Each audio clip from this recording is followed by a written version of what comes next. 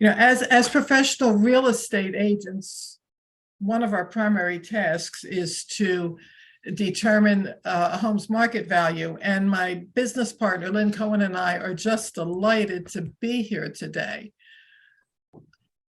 Of course, we're going to have trouble with PowerPoint giving me a hard time.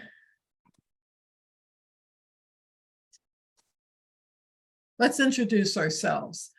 Lynn Reynolds, my business partner, has been a real estate, I have to say business partner, because we talk to each other a lot, and I speak to her more than I speak with my husband sometimes. And being in Massachusetts, she's my business partner, not just my partner, okay? And we've been working together for about almost 9 years now. First with Keller Williams in Chestnut Hill, where we were both in leadership, until Lynn decided she wanted to retire. And I said, that's a great idea. So we started Team Impressa officially 2 years ago as a separate, we call ourselves a contemporary boutique real estate brokerage. What that means is contemporary, we have all the tech that we need. A boutique means we're small. We have 16 agents, and we're not spending a lot of time actively recruiting other agents. So today is not a recruiting platform for us. What we do tell people is if you're happy where you are, we are thrilled. If you're not happy where you are, feel free to call us and talk to us. And that's the end of that. Okay. This selling property for our clients and to our clients is our idea of retirement. We decided we didn't want the corporate crap. We just wanted to have fun helping people. And a number of people we've worked with in the past and have met us in various venues have asked to join us, and we let them. That's it. We are both highly trained coaches. In addition to the coaching training that we got from Keller Williams, we invested 6 months of our time working with the CAP Institute to really hone our coaching skills.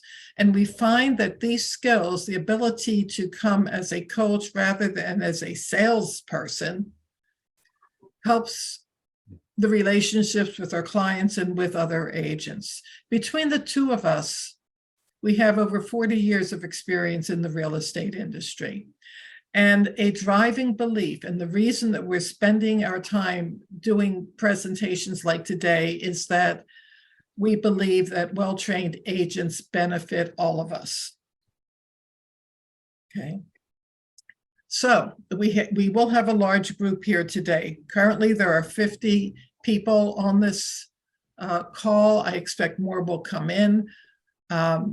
So please mute yourself, type your questions in the chat box, and after we finish the more formal presentation, we will address the questions and receive your comments at that time. Okay. Now, I have a question. I'm looking for Adam Weiner. Are you on the call today? I am here. Oh, God bless you, my friend. I'm so glad to be part of this conversation. I hope I can contribute. I have the better part of the hour, and there are only two people. Only two people beside me who can unmute themselves. One is Lynn and the other is you. To everybody else on the call, Adam is an appraiser, and a good one, Aladdin Appraisals. He's based in Newton. And I met Adam when I was trying to be an appraiser. And I spent a couple years as a trainee, and I'll tell you, those skills have held me in good stead since then. But I've gotten sloppy. So Adam's role today is to tell me when I say something that's completely wrong. Or to add. All right, I'm going to start you with my last name. I pronounce it Weiner. Okay. But given how it's spelled, Weiner is probably the correct pronunciation. But I'd like you all to meet my friend Adam. That's good. And we'll just bypass that whole thing. So, thank you. The question really is, when do we know what a property is really worth? There's only one point in time. It's a very brief point in time, and it's at the closing table. When a ready, willing, and able buyer purchases a home from a ready, willing, and able seller in an arm's length transaction. That's it. That is the only time. When we're looking at valuation at any other time, we're guessing. It's an educated guess, but it's a guess. So there are 4 factors that determine value. I hope I'm letting you think you're back in your basic training to become a real estate agent, you know, those 40 hours that you spent, okay? Just 4 factors: location, size, amenities, and condition. And the only factor that the seller can truly control is condition. So let's drill down a little bit. Whoops. I think my slides got messed up, but that's okay. When we talk about location, I know that my house here in North Waltham, if I were to move it to Cambridge or to Lowell or to Newton or to Framingham, I would have 4 different valuations for it. Location is the primary driver of valuation. But not only that, it can be hyper-local. My house in North Waltham, it's worth about $700,000. If I were to move 3 miles south into Cedarwood, which is another portion of Waltham, I'd probably gain about $50,000. I'm also on a very busy street. I would not be surprised if you heard the fire sirens today during this presentation.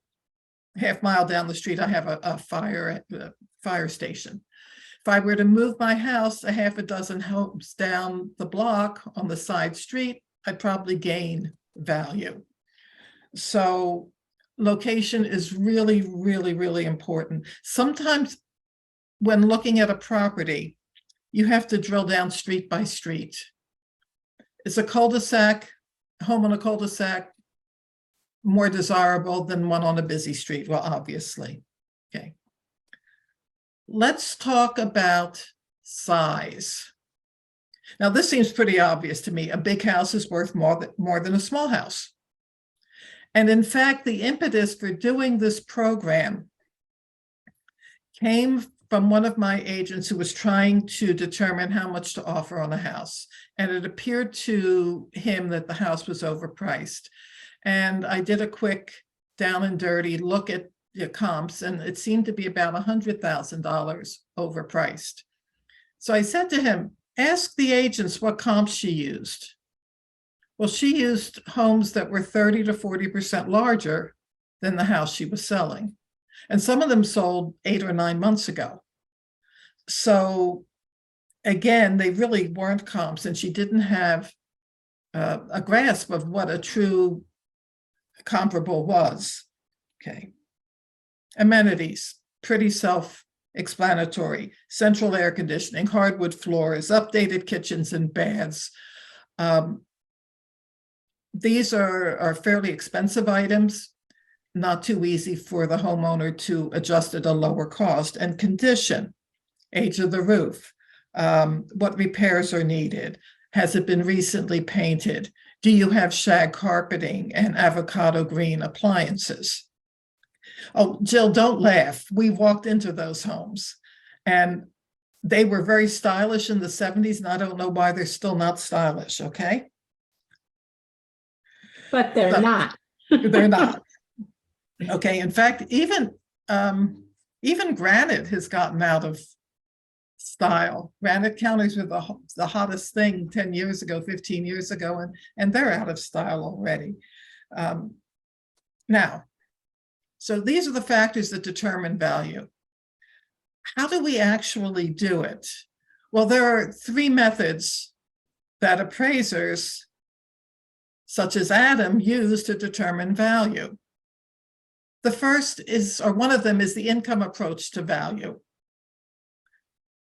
If you have a property that produces income, a commercial property, or a multifamily home, we can use the amount of income that's generated, or we expect to have generated from the property, to enable us to determine how much it's worth. Cost approach to value. Adam, correct me if I'm wrong. we mentally build a house. We take a look and figure out how much would it cost to build this house. Right. And then we say, well, that's great. It would be worth this much if it had been built today. It was built a long time ago, so we have to depreciate that number and come up with a value. Did I get that right, Adam? You did. It's the depreciated cost, and no one ever probably made an offer based on that calculation. But every appraiser looks at the land value because guess what? Sometimes the land is worth more than the land and house. I just had 2 of those in Newton. Yeah, Absolutely. good to know.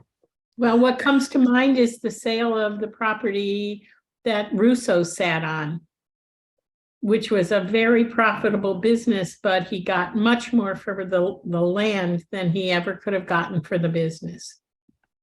Yeah. That was sad. Well, yeah, what can I say? Okay. And then we have the sales comparison approach to value, and that's what we're most familiar with. It's essentially what we do. Okay. So with the sales approach to value, sales comparison approach to value, we're looking for similar homes that are close physically to the one that you're pricing that have sold most recently. Wonder what that means. Well, similar means similar size, having square footage plus or minus 15% of the home you're pricing. It can also include things like number of bedrooms, number of baths, style. You can have a 3-bedroom Victorian, 2-bath, 2,000 square feet, and does it really compare to a large ranch that has 3 bedrooms and 2 baths and 2,000 square feet? Well, not really. So we're looking for homes most like the ones you're trying to price. The more alike recently sold homes are to the one you're pricing, the greater confidence you have in that number. Okay, similar means square footage plus or minus 15% in there, okay. Close means, well, different things. In a city, this can mean maybe within a quarter mile. You want homes, you've got a lot of homes, you want them close to the one you're trying to evaluate. In more rural settings, this can be upwards of a mile away. So again, it's very geographically specific. The other thing, in cities, neighborhoods may have very different perceived values. We know that Beacon Hill is significantly different than Roslindale. And yeah, Adam's shaking his head, oh yeah, we know that. And that's an extreme example. And even in some neighborhoods, if you take a look at, let's say, Dorchester, some areas of Dorchester are priced higher than others. And sometimes it's a single street that divides the 2 areas. That's right. I remember doing a pricing analysis for a home in Quincy. And I got 2 sets of numbers. You know, it's like $100,000 difference between the and the parameters were the same number: bedroom, square footage, amenities. And when I threw it on a map, I could see that they were clustered in 2 separate parts of Quincy. And it became very evident to me that the 2 different neighborhoods were priced quite differently. Okay. And what does recent mean? Traditionally, we look back 6 months. Within the past 6 months. However, in a rapidly changing market, that time frame will be reduced. If you were pricing a home now and you went back 6 months, you would be what, in August, Lynn? Yeah. What was happening in August of last year? Well, the Fed was about to raise rates, right? They raised rates last fall. And it was almost a hard marker in terms of buying power before and buying power after. And that obviously affects value. Okay, so if we have higher interest rates, it means monthly payments are going to be higher. What does that do to housing cost? It tends to put Well, downward pressure on it. It tends to put downward pressure or at least prevent more acceleration. Okay. Okay, let's practice. Okay. Oh, everybody's excited now. Okay, I picked the property. I just went on the MLS. I picked, actually on the public records, and I picked the property, 59 Sharon Street in Brockton. And it has 3 bedrooms. It's 1 bath. It's a ranch on a slab. 1,120 square feet, oil heat, shingled exterior, 1/4 acre lot. Anybody ever see this type of home before? It's a Campanelli Ranch. Yes. Yeah. Yes, it is. And Yeah, popular. yep, they're popular. There are hundreds of them in Brockton. There are some in Framingham, and I believe there's one other community. The Natick and Framingham, and the word "some" should be expanded to a gazillion. Yep. Yeah. Yeah. But these were built after the Second World War as affordable homes for GIs coming home. And kind of like a Levittown, but nicer, maybe. And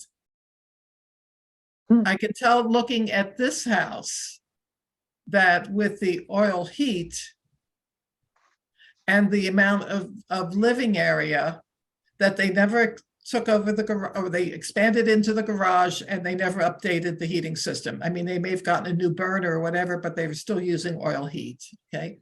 So here's the public record from MLS. It was last sold in June of 2010 for $131,000.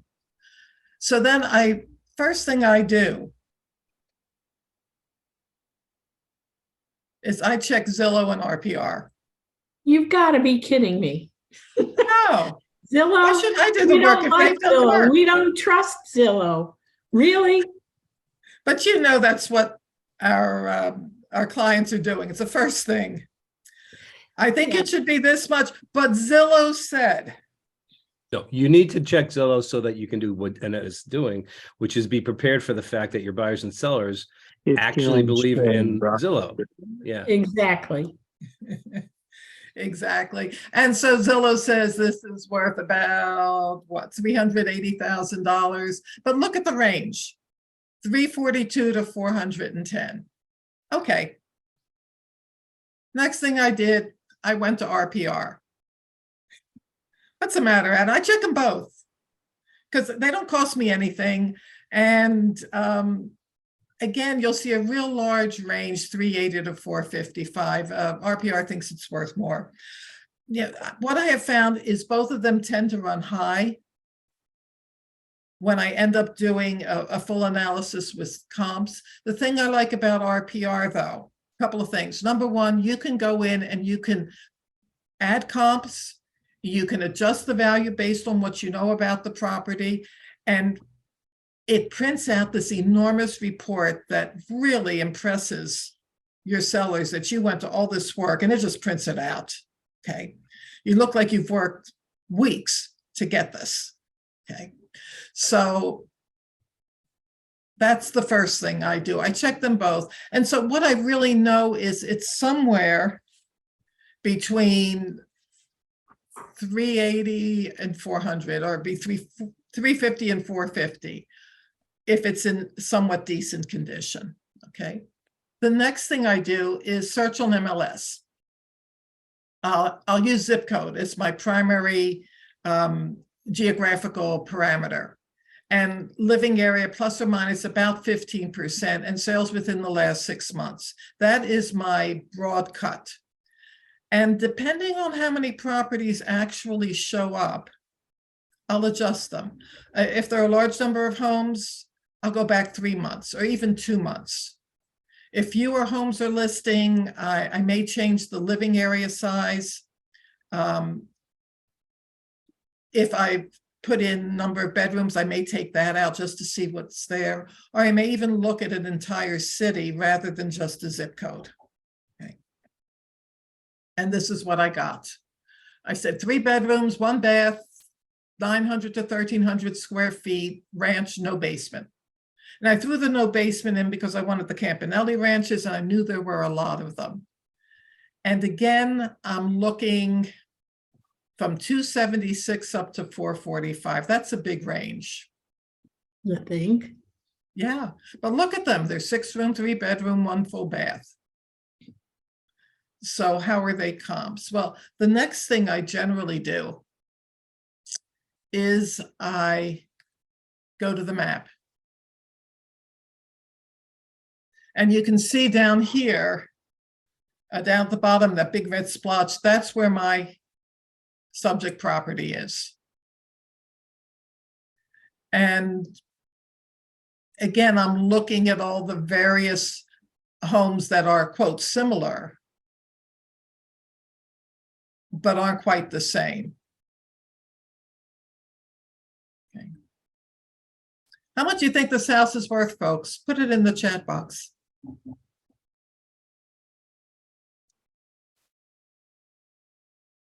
While you do that, I would also point out that if the zip code you're searching in is huge, and what comes to my mind is Newton Center 02459, where a property in Oak Hill Park that's a Campanelli ranch is not even close to a ranch in Woburn or in Newton Center rather.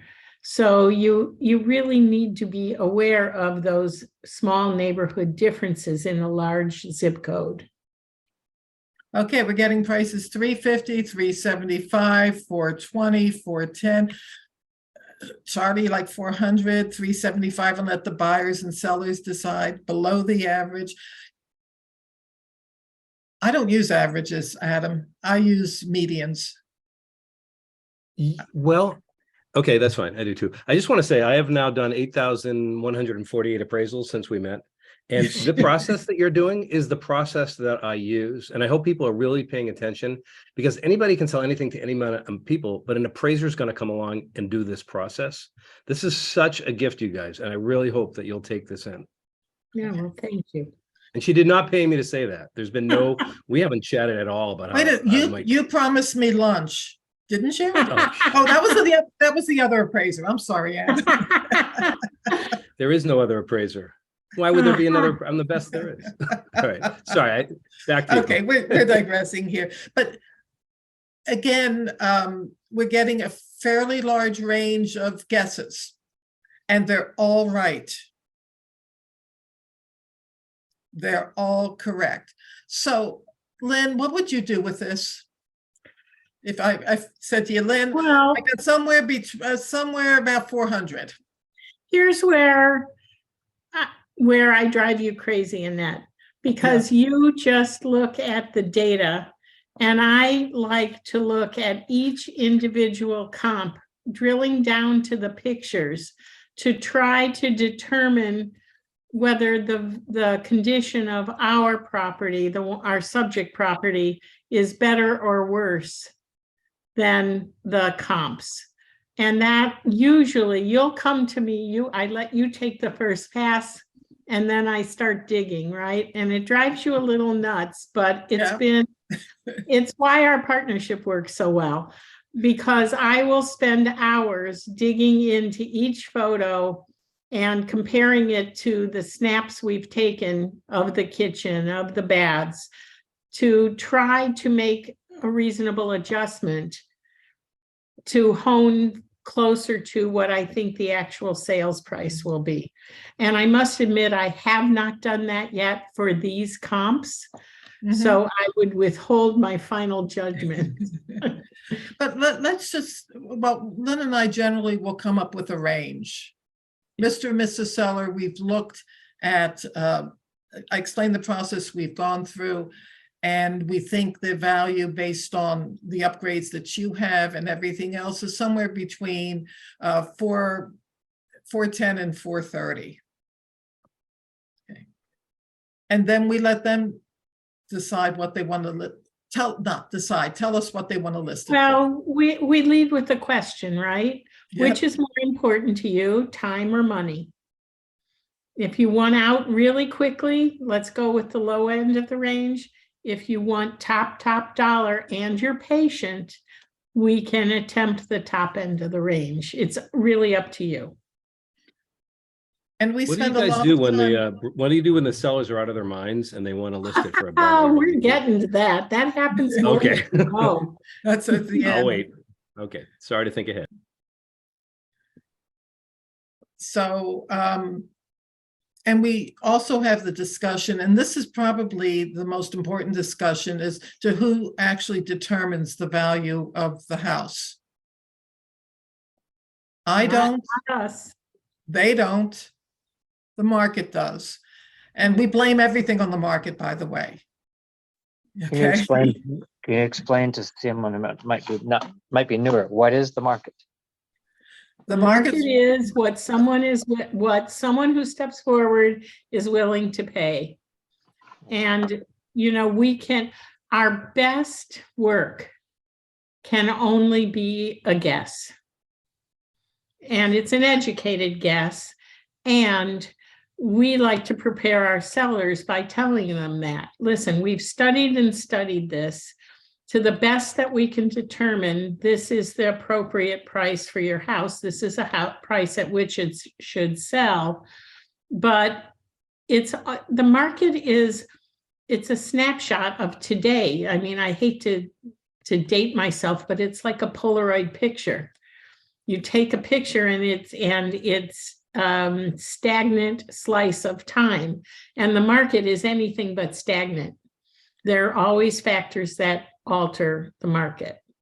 well, let me use the example. We have a listing. I thought we had priced it properly. We felt pretty good about it.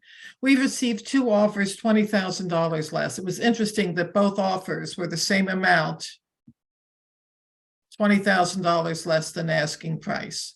And that told me the market says it's worth about that much. Now we can negotiate it up a little bit or what have you, but we were off by a little bit.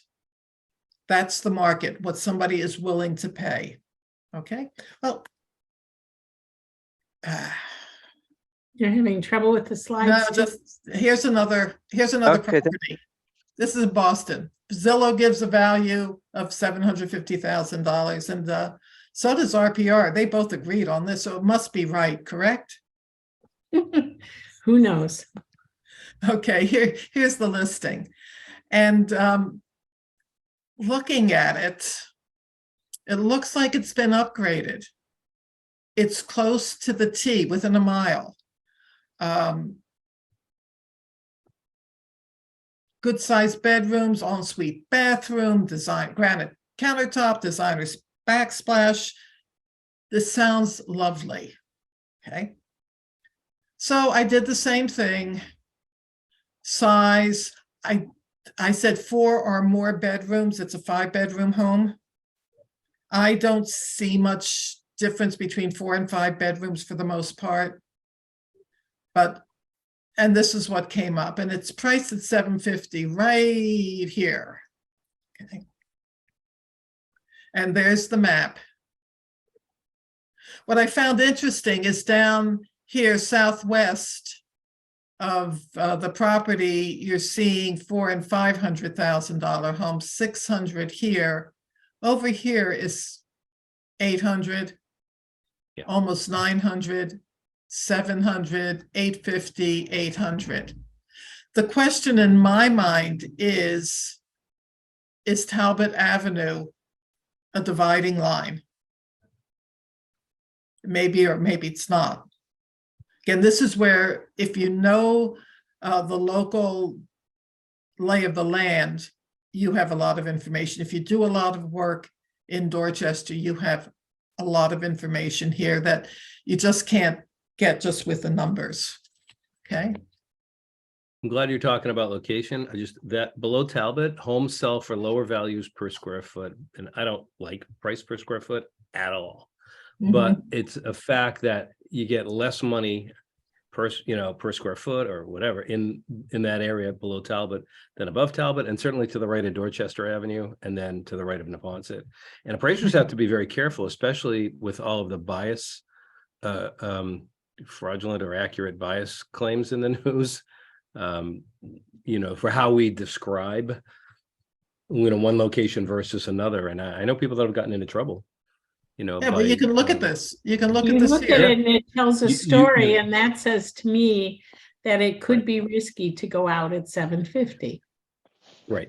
Well, yeah, that's your point. But but no anecdotal, like it's actual facts. Market facts are you get less money for the same house. And we use matched pairs, and we'll compare two otherwise identical homes and see it as well Mhm. sometimes. Okay, so what do I have next? Oh, refining the number. This is where I begin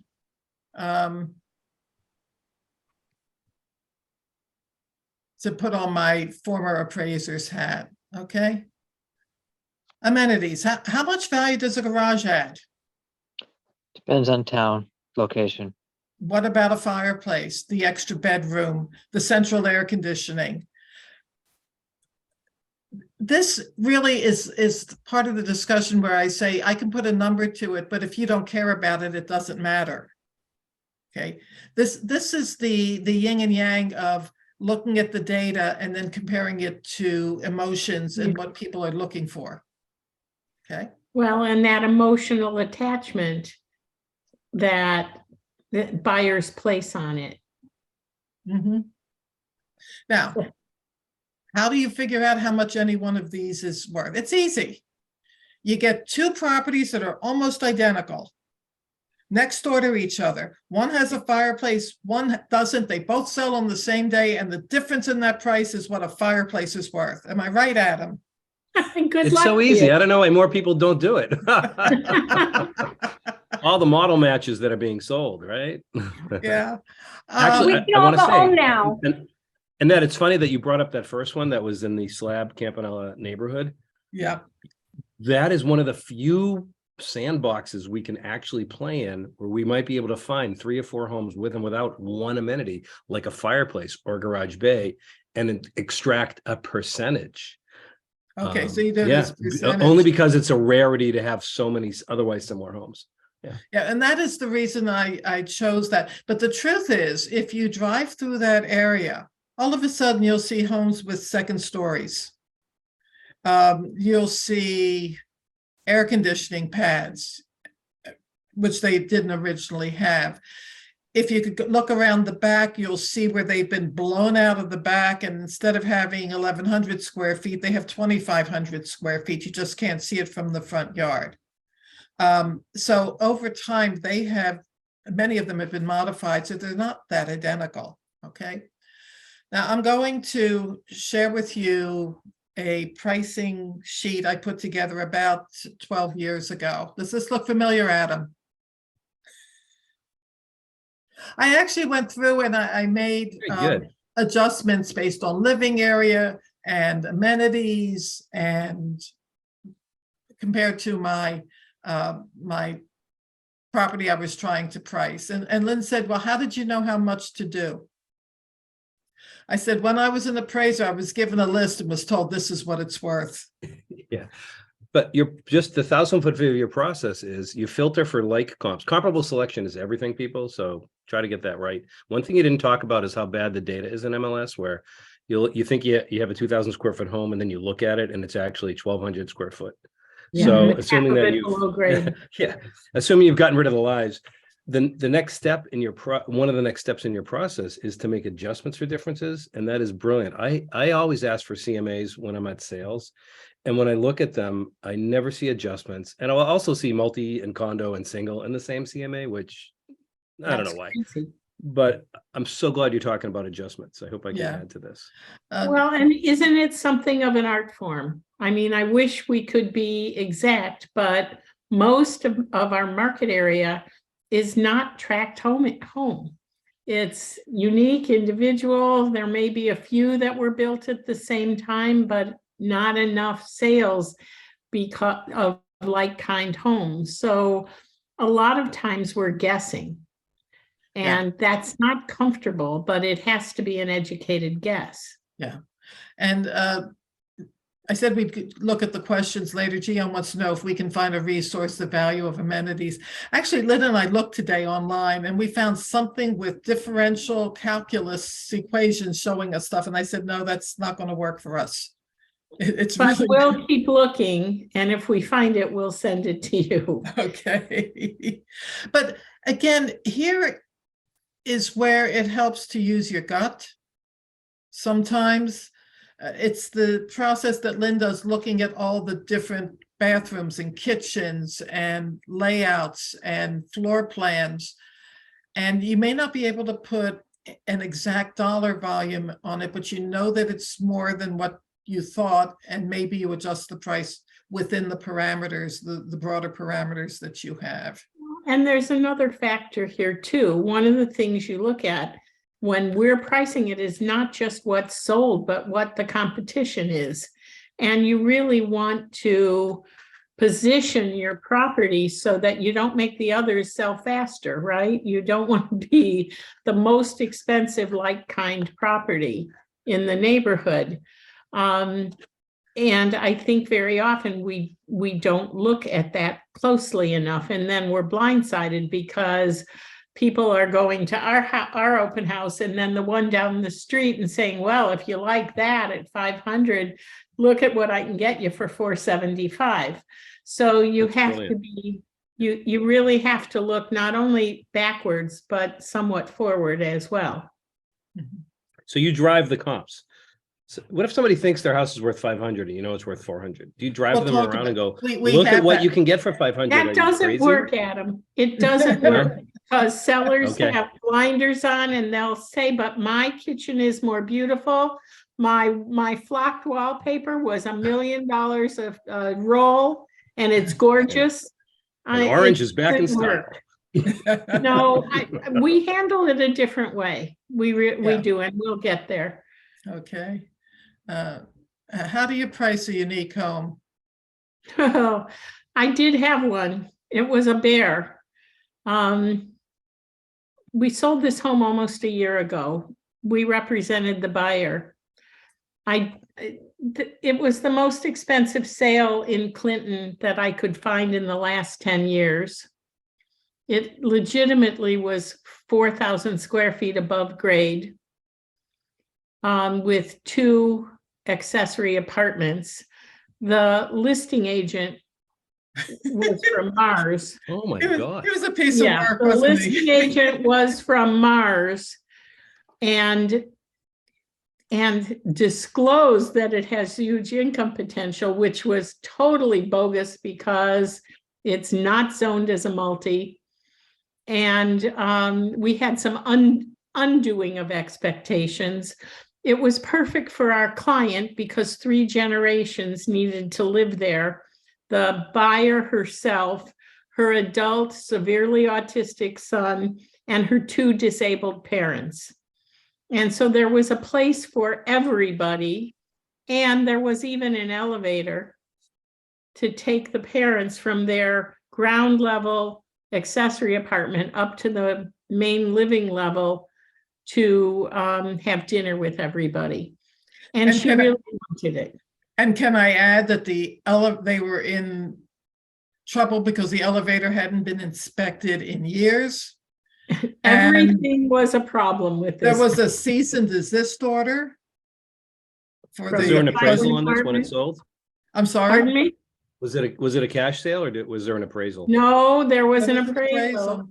Oh. And it was impossible, truly impossible to comp. There was nothing like it anywhere near Berlin. No 4,000 square foot home had ever sold in Berlin.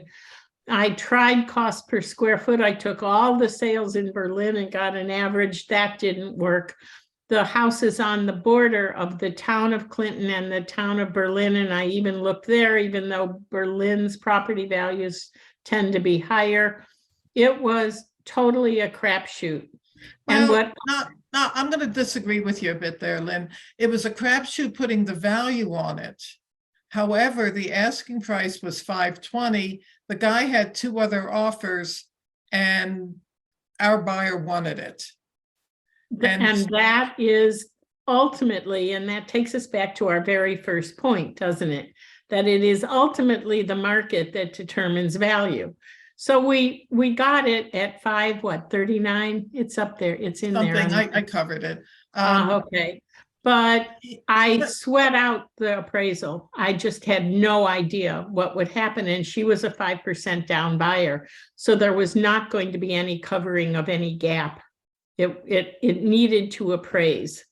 And the appraiser went in, and first the building had been used as a daycare center, was purchased in the zone and got a variance and got the zoning changed. So when the appraiser went in and he pulled public record, he says, I can't do this. They can't buy this. It's at a commercial property. I can't That was appraise it. hurdle I'm not, number my one. license doesn't cover commercial. Yeah, so that was hurdle number one. We got that straightened out. And then we encountered the cease and desist because both accessory apartments had stoves and both were rented for income. And the town had cited them for both of those things, and they still were going on. So it was a hot mess. It ended up appraising at 20,000 over our purchase price, which shocked me. I'll tell you, I breathed a big sigh of relief, and I still don't know how he did it. Maybe you can tell us how he No, did it. Adam wouldn't know how he did it. Okay, well, we'll start with the fact that I don't know him, but we all know that no matter who you hire, doctor, lawyer, or appraiser, there's a 20% chance of moron. So clearly he was one of the 80%ers, and he thought about it. He must have done a lot of work, and it was probably fun to do because the plain vanilla ones, we do them all day. I would have loved something challenging like this, and it's a good thing. Whoever you picked, I hope you kept their information because he was lovely because he actually called the building department, found out what needed to happen. He was very instrumental in our being able to get it closed. He's an old timer. He'd been at it for years and years and years. Good. And I misspoke. I know you didn't choose him, the bank did, but you No, got the lucky. bank chose him, Yeah. but I got Yeah. to know him pretty well because he called me and said, you can't do this. Wait a minute, we can. No, I've made those calls. But by the Yeah. way, the accessory dwelling unit in zoning, the zones in every city in all 351 cities and towns vary. But I've not a single zoning regulation allows for more than one accessory dwelling unit. And then in most cases, you can't rent them. Although if you can, you have to live in the building.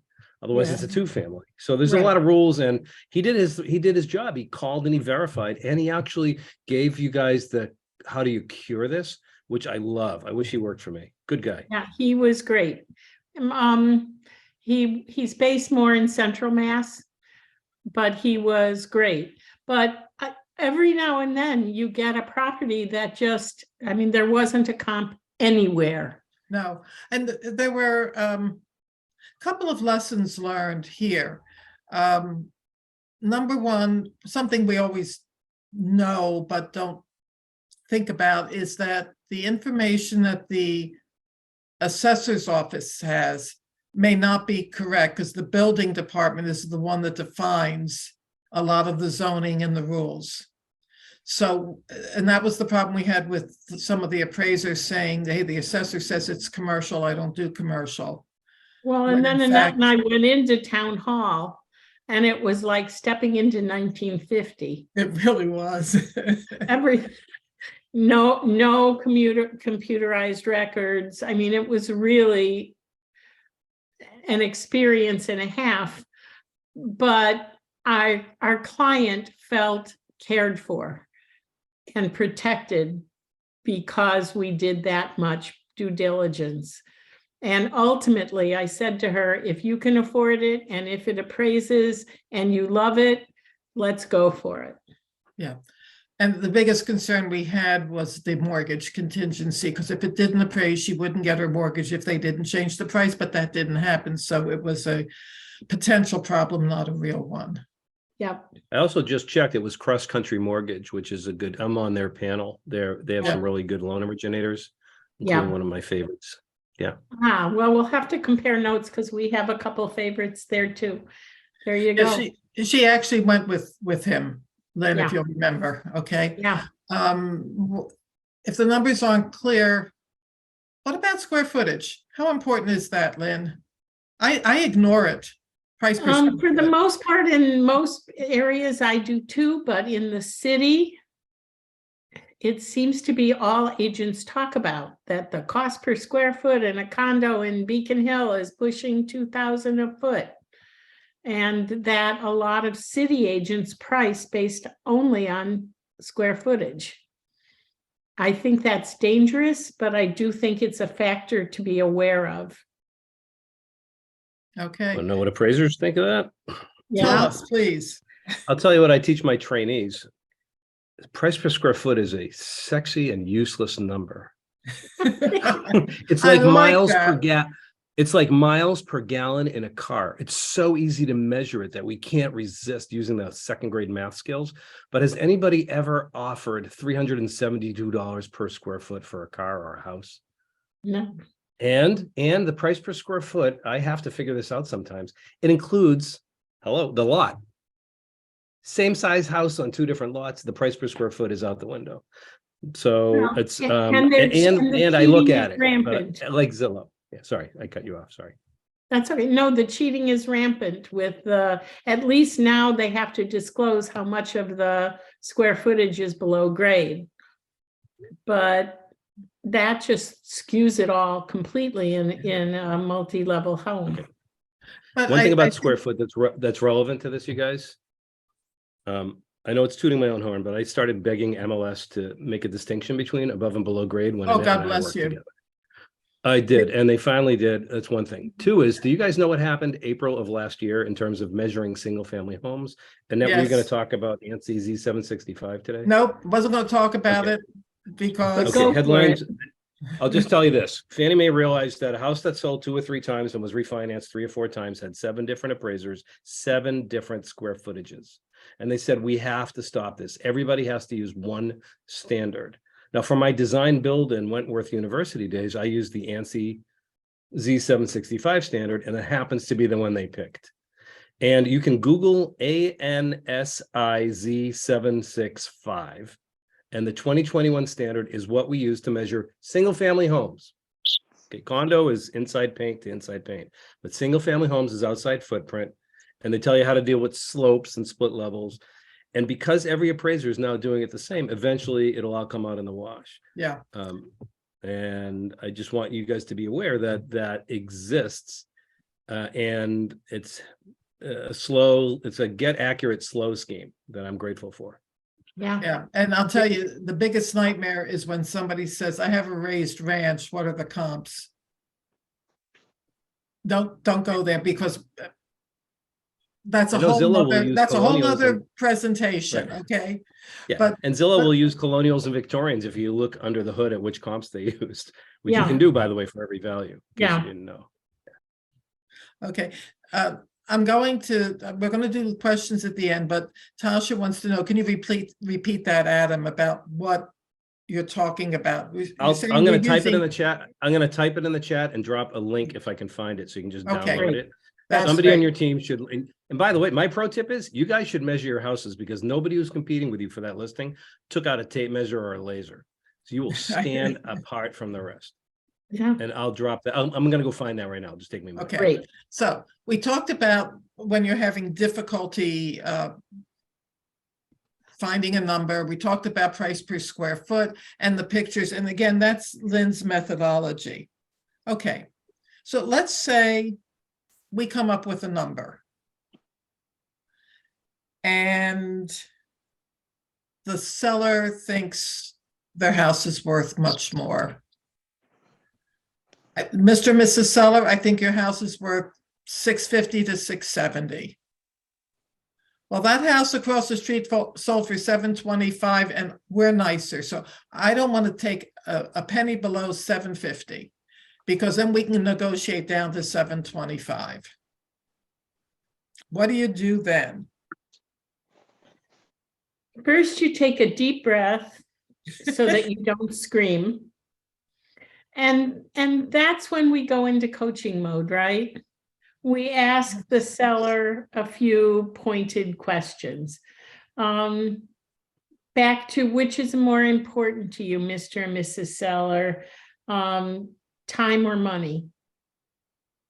Because if you're serious about selling, if you have your eye on another property and you require a quick sale, then overpricing your listing could be disastrous. Wouldn't you agree? And try to get We're at down. 750. I'm not going to take a penny less. So let me ask you another question. Because listen, we know that this is an inexact science, and it may be that somebody's willing to pay $750 for your house. And frankly, I'd love to be proven wrong. I make more money when you make more money, right? Right. So if I were to list your house at $750 and we went a couple of weeks with no activity and no offers, would you be willing to agree to a price reduction to my price at that time? Or do you only want to sell it if you can get $750? I only want to sell it if I can get 750. Well, I may not be your agent. I can't tell you how many homes I've walked away from. Because, you know, what a prospective seller looks when they choose an agent, unless it's a tight personal referral, they look at your days on the market. And if your average day on the market of your listings exceeds the average in the town, it's a strike against you. And even worse is having the listing expire or get canceled. So I would rather walk away from somebody who's totally unrealistic. Somebody who says, I can only sell it. I will only sell it. I don't need to move and I can only sell it. I'm only willing to sell it at an unrealistic price. Now, some people don't do that. They'd rather take the listing and feel that their powers of persuasion. You didn't like my using beat the seller up. No, I didn't. With price reductions, but that's what happens. Nag at them and do you want to sell it? And it's been this much. Or some people just like to have that sign out in front. They say it's marketing. Now it's interesting, Lynn, in Gary Keller's book, Shift, he talks about this and Yes. he interviewed agents, those who would not take the listing and those that would. And he found they were both happy. So this really comes down to each person's way of doing business more than anything else. Okay. If I have a seller who said, listen, I'd like to try to get that number, but I really do want to sell it, and we can come to an arrangement to plan Yeah. and schedule and get signed change agreements for 2 to 3 weeks out, then I'm more than happy. Listen, we could be wrong. Oh, Hate to admit it, we could be wrong. It all depends on their motivation. And, you know, we were talking earlier about my friend. yes. I have a dear friend who lost her husband, and on his deathbed, he said, Margie, honey, don't worry about a thing. You're going to be fine. This property, this house we have is worth $1 million. So when a few months after he died, it was a big house. It was a lot for her to maintain. She hated rattling around in it, and she was ready.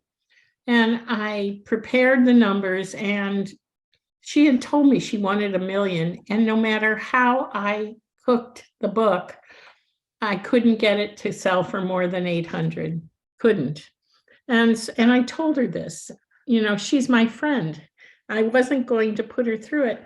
And she said, well, Johnny said I could get $1 million, and I want to list it at $1 million.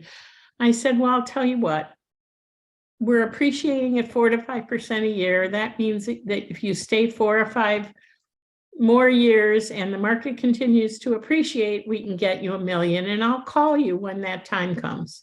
And I packed everything up and I gave her a big hug and I walked out the door. I didn't get but 10 feet away from the front door down her walk when she came back out and said, okay, I hear you. And to make sure of it, because the last thing I wanted was to betray her trust, I got her to agree to a pre-listing appraisal that came in at 8:02. So it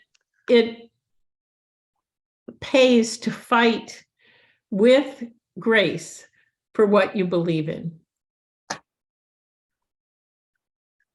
Absolutely. Absolutely. You know, I know you guys could do a whole clinic just on negotiating, but I We have a do. mindset about selling. The number of times each house has to get sold before a deed is recorded. I think it's 5 or 6. Want to hear them? Yeah, Number go one, ahead. you got to know what if you.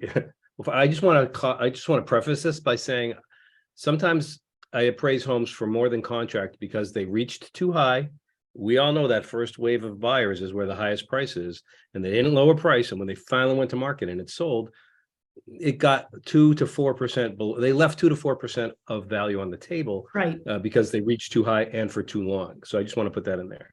So the sales are, you got to sell it to yourself, because if you reach too high, you screwed up. In the hot market, when you reach too low, the market fixed it for you. But that's Right. in our rear view mirror. So you got to believe in the price. You got to get the price. You got to get your sellers on board. The human beings who are going to move in, God bless them. We got to sell it to them for that price. Then there's the appraiser has to come along. He has to agree with the value. Then there's an underwriter, Yep. the bane of all our existences. So that's 5 different times. And I just wanted to drop that knowledge bomb because a And I lot of think people don't that's realize important. Yeah. That's very cool. And you're exactly right. Right. And in the comments with, appraisal gap is something that the conversations have softened or have seemed to have gone away. But I knowing what a house is worth and selling it for more and finding a buyer who will pay that inflated price is a bit of a miracle. But that's still, you got number 4 coming along. That appraiser is going to do the market value, and you need to know market value and what it'll probably appraise for, which is why doing what you guys do, comping it out first, means that when you accept an offer, you can say, look, we don't think it's going to appraise for that much. So will your buyer come up with the difference? Like, Yeah. it's just good to get Well, the what answer to that drove that question. were all the cash buyers that actually pushed market value unrealistically high. And Right, made it and hard for yes. everybody else. Yeah. So, because as soon as a cash buyer comes in and overpays for a property, then you have a new baseline for your comps. Well, that's why I call the listing brokers for comps, and I ask about sales that seem to be a bit of an outlier. And quite Right. often, you're right. It turns out to be that, well, these people, they were pregnant and those were 7th house and they were sick of it. And they didn't care what they paid because they figure the mindset that was, we will pay the future price today because we're going to be here for a long time. And money Exactly. back then and money is 3%. It's free. I mean, that's gone away. But you're right. That was very, made the market really hard to read unless you drilled down and called people. Yeah. Okay, I'm gonna come back to the difference between using the data to get the numbers and how buyers may look at the house, the emotional and sometimes life necessitates thinking about a house. So you and the seller agree on the valuation. Lynn and I generally price a little below what we think the top number will be. We don't want to leave any money on the table, but we don't want to lose value having a listing that stays on the market an inordinately long period of time, because we know that at some point in time, you will never, if it's overpriced, you will never gain actual market value if it's on the market too long. Okay. But you have a pet peeve, don't you? Oh, Serious pet peeve. You want to tell us about your pet peeve? Especially during the craziness of the last 2 years, where somebody puts a price on the property, you bring an offer to that person, you're the only offer at that point in time, and they say, well, the seller doesn't want this, wants more. So you mean you gave them a full price offer, that was rejected because it wasn't over asking in a It wasn't multiple. over asking. It just drives me completely and totally insane, because if you wanted that much, you should have asked for that much. So Okay. our philosophy is essentially to try to price it at market value. And not right now in a slightly shifting market, it's dangerous to underprice intentionally with the hope of an auction. It really is. It's crazy. So in the hottest of times, I would still prefer to price at what we believe is market value. I know Okay. there's a lot of schools of thought on that. That's ours. Yeah. So the house has been on the market 30 days, no offers, minimal activity. What do you do? Lynn, this is your strong suit. Well, first I would refresh my listing. I would move all the pictures around. If necessary, I'd retake better pictures if they weren't strong in the first place.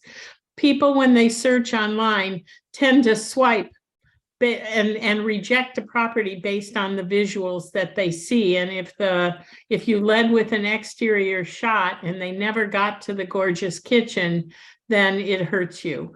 So I would move my pictures around. The next thing I would do is refresh my comments, looking for important keywords.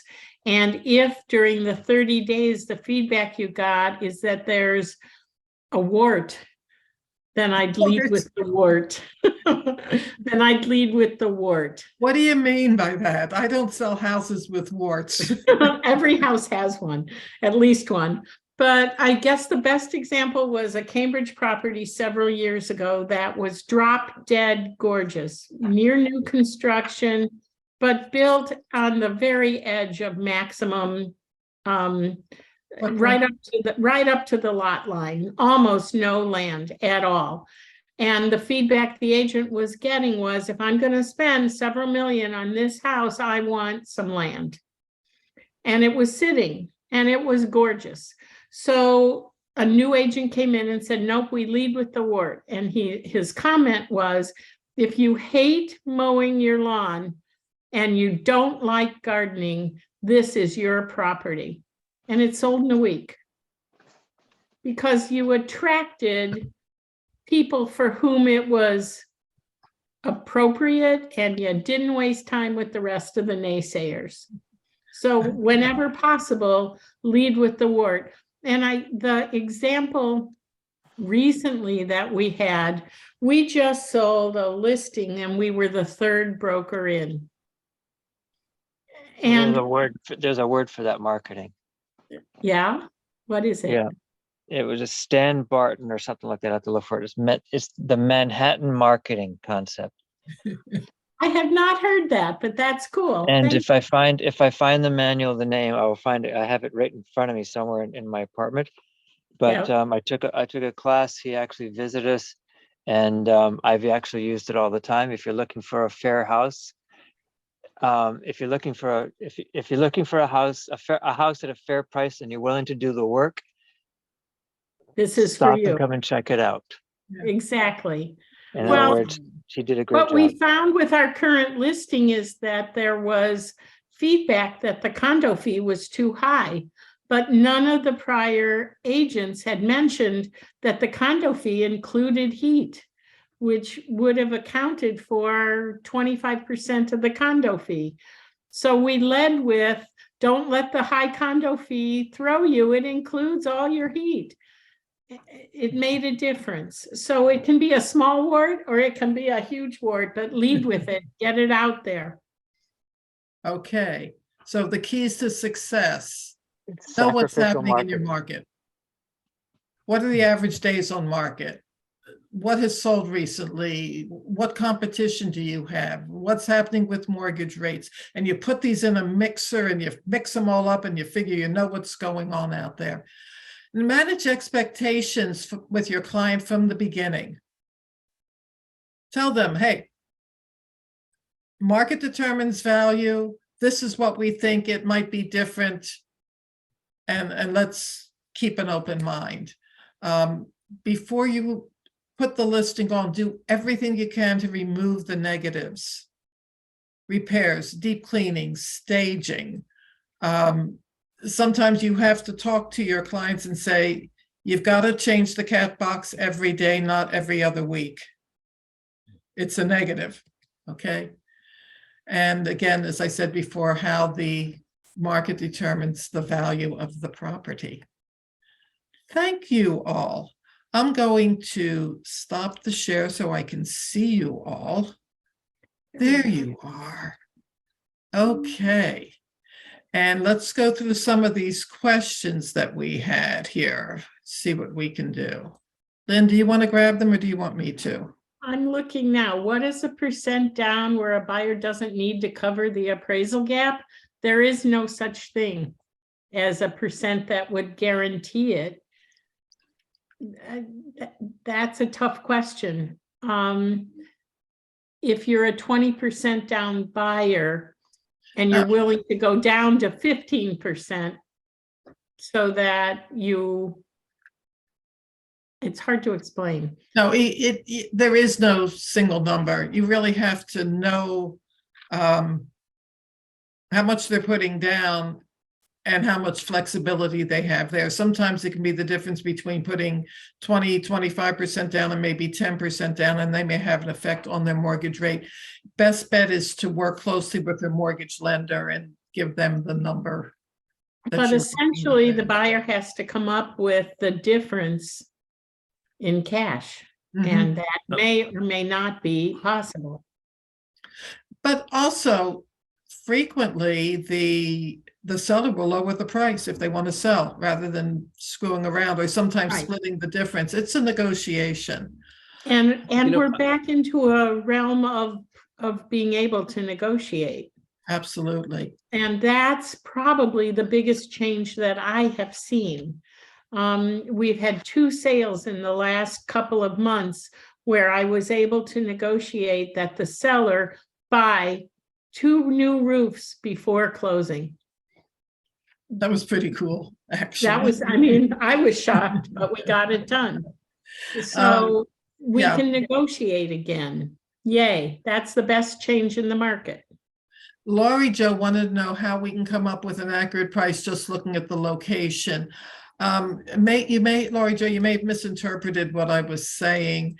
You really have to array everything with the prices on the map, such as I did, and take a look at the homes around it. In other words, location can be hyper local, street by street. And Laurie Jo, you work mostly in the city, right? And sometimes those comps are very, very vertical. So whenever possible,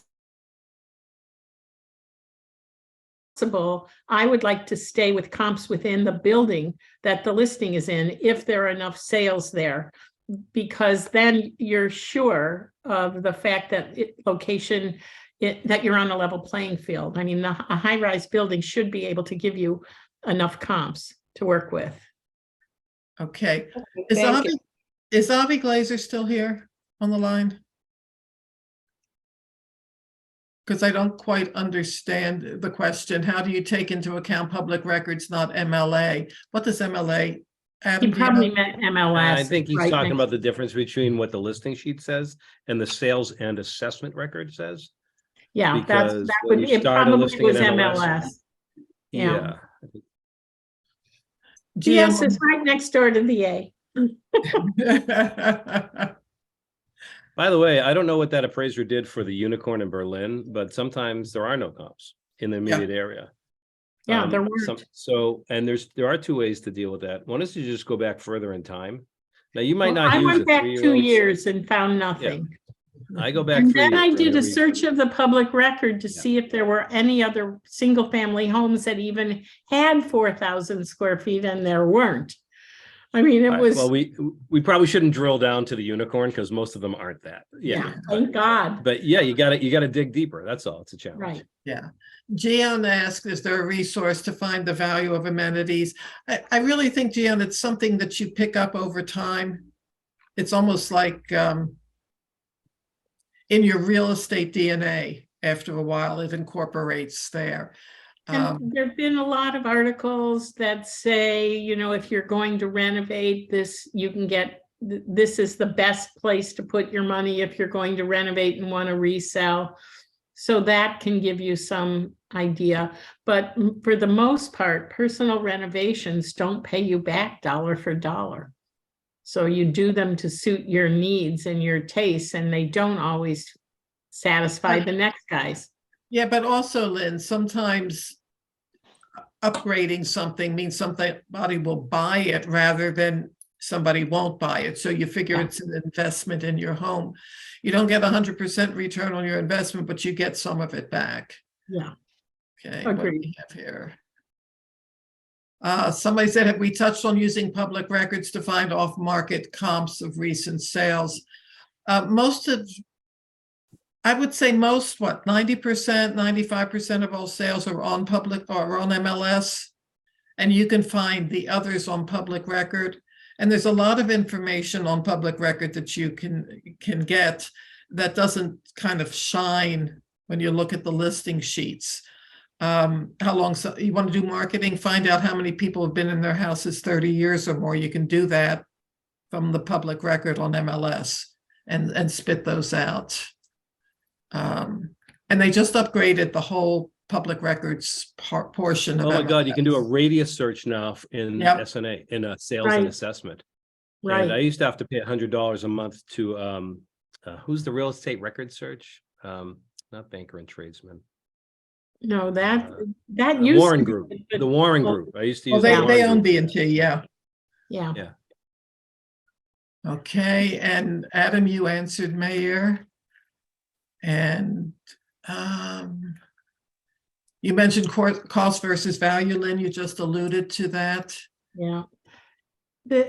If you have two otherwise identical houses and properties, one with a nicely finished basement and one that is unfinished, how much do you adjust for the difference? Depends on, is Depends on there the town. is there a media room down there? Is there a bath down there? Depends. It really, that's where it becomes art form instead of science, doesn't it? I have a tip. I have an actual tip on this because I do this thing where if I'm adjusting a house, if I have two identical houses, two center entrance colonials in a neighborhood where one lot was wider, so the exact same house came out 10 feet wider. Identical, we got more living area. I'm actually talking about adjusting for only living area. So don't freak out when I say, when I use an adjustment amount of $200 a square foot for differences in the above grade living area, that's all I'm adjusting for. Identical house, bigger, 200 a square foot for that 10 foot by however many stories. The basement. What if the basement has those tiny little crappy casement windows on a level lot? Or what if the house was built on an embankment, and when you step out of your patio in the back of your house, you're standing on the patio and that's level with the basement floor? Those are two very different animals, right? Yeah. People pay more for light and ventilation. So in this example, my starting adjustment for a finished basement is 25 cents on the dollar. So if I'm valuing adjustments for square footage, I hope this is not too far-fetched, but if it's $200 a square foot adjustment for above grade, it's $50 a square foot below grade, 25%, which is consistent, we all know, with the fact that people pay less for basement space than above grade. But an embankment house, it's going to be 50 cents on the dollar, 75 cents on the dollar. It could be $100 to $150 a square foot of value being contributed by the presence of that basement. And if you're like the guy who owns Lee Motors, he has a house where the finished basement is equivalent to the above grade, and it's a walkout. And it was almost the same price per square. It was like 90 cents on the dollar, but it was basically a nightclub in his basement. So that was a whole other thing. Is that helpful? So it depends. The answer always starts when you ask an appraiser, how much is this worth? I'm supposed to start with, oh, it depends. So forgive me, I broke the rule. But that's the answer. It depends, right? Doesn't it? It depends. Yeah. Depends on the market that weekend. Are you kidding me? I don't know what the adjustment is today compared to a year ago, but I look at enough of them and I start to make sense of it. And everybody should read any appraisal you can get your hands on. My pro tip is learn and watch what other appraisers are doing And after a while, you get used to it. It's not like, because you just get a sense of it. And you should adjust like Annette does. And if you don't know, put Yes. something in there, because 0 is an adjustment. And it's an irresponsible adjustment if you're not adjusting for something that adds value. Air conditioning, So anyway, I'm I sorry. think, well, if I have any points to make, it's that we can use the data to get close to a number. Yes. That doesn't always define the emotions behind a buyer's motivation. And the longer you're in this business and the more parameters you look at, the better you get at it. And when I had doubts about pricing something, I asked a more experienced agent. And Adam, you have been invaluable today. Looks like I have to buy you lunch now, huh? I made a shameless plug. I put a link to my for sale, but for my pre-listing appraisal in your chat. So That's great. why don't we Dutch That's treat? great. And Adam Or has. I'll buy a group- dessert. Yeah, Adam has a group. Is it a group or a page on Facebook for? Yeah, I do have, that's right. I have a page on Facebook that if I were smart, I would promote and nurture every day, because it's the best place to communicate, to ask me a question and I will answer it. And I will go find it and put a link to it in the chat Okay, right now. Great. well, I Well- want to thank all of, Lynn, do you have any final words? No, I think we've beaten this horse to I death. think we've beaten it to death. Yep. Hey, And Stephanie Bayless, I didn't see you before. How are you? and I thank you all for spending part of your Wednesday afternoon with us. And we'll do it again. This has been recorded. I will make the slides and the recording available to all of those who attended today. And I thank you so very much.